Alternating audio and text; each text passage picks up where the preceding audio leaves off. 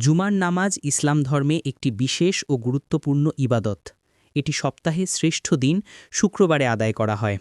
জুমার নামাজ ফরজ করা হয়েছে প্রাপ্তবয়স্ক ও সক্ষম মুসলমান পুরুষদের জন্য, যারা শহর বা গ্রামে স্থায়ীভাবে বসবাস করে।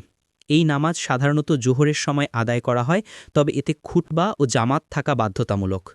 জুমার নামাজের দিন মুসলমানদের জন্য এটি এক মিলনের ও আত্মশুদ্ধির দিন।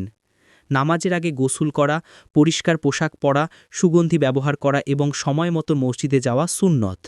খুতবায় ইমাম কুরআনের আয়াত, রাসূল সাল্লাল্লাহু আলাইহি ওয়াসাল্লাম এর হাদিস ও নৈতিক শিক্ষা তুলে ধরেন, যা মুসলমানদের জীবন পরিচালনায় পথ নির্দেশ দেয়।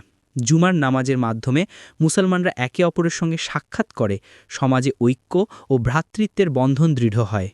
এটি শুধু ইবাদত নয়, বরং সামাজিক ও আধ্যাত্মিক দিক থেকেও অত্যন্ত তাৎপর্যপূর্ণ। রাসূল সাল্লাল্লাহু আলাইহি ওয়াসাল্লাম বলেছেন যে জুমার দিনই দিনগুলোর সেরা।